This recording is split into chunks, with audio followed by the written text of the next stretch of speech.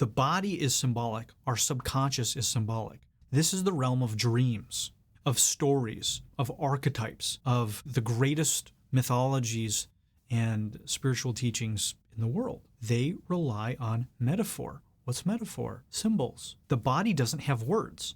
Without words, it uses symbols. What I do is I watch somebody move in their body. And from that movement, there is a feeling that gets conveyed subconsciously. I reflect that back to them. What I'm not doing is going through a checklist in my head of, all right, your arms are in this position, 45 degrees to the left, and that means that your narcissism... No. Instead, what I'm doing is I'm getting out of my head and going into my body. I'm connecting from a symbolic place, from a feeling place. Let me just give you an example, because this stuff really doesn't make sense until you actually see it or feel it. One of the things that we work with is archetypes. Some of the most fundamental archetype is going to be giving and receiving. I'm going to give you these two archetypes, and without speaking, without making noises, through movement, you're going to go inside. You're going to find the feeling of this. Instead of going up into your head, you're going to go down, feel, find the feeling, and express it through your body through movement. All right, show me giving. What does giving look like? All right, now show me receiving.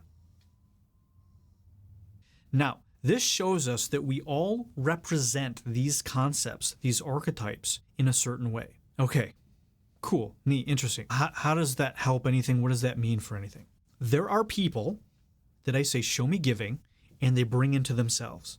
Or if I say, show me receiving, and they're like this. You can start applying this to more specific stuff, like making money. That's where things start getting really interesting. What does making money feel like and look like in the body? Then you start to see things that directly relate to your income. If I said, show me giving, and you go like this, it feels really small, maybe insecure, a little shut down, very tiny. There's not much happening. If I said, show me giving, and it's like this, right? This feels bigger. It looks and it feels like there's a lot more going. Now imagine that's your income. If I say, show me what your income feels like, and it's like this, or it's like this, or it's like this, or it's like this, all of those have a different feeling to them. And they all literally correlate to your life. I've done this thousands and thousands of times. I work with people that are broke, that literally cannot pay any bills, to people that are making millions and millions of dollars with millions and millions of followers, fans, whatever. There are correlations. The way millionaires move and relate to these archetypes is very different than someone who's poor and broke. Men that have incredibly fulfilling, intimate, loving, safe relationships with their women embody these things very differently than angry, lonely, resentful, miserable, isolated, afraid men represent these things in their body. How it shows up in the body is directly correlated to how it shows up in your life. The mind is in a different dimension than physicality. This is a physical object. This is a physical object. All this stuff is in time and space, physical reality. The mind isn't. It's separate from that. Or else you could just think of something and it magically appears.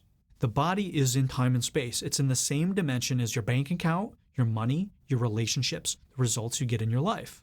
What do you think is going to be a more accurate truth teller, predictor, your mind or your body?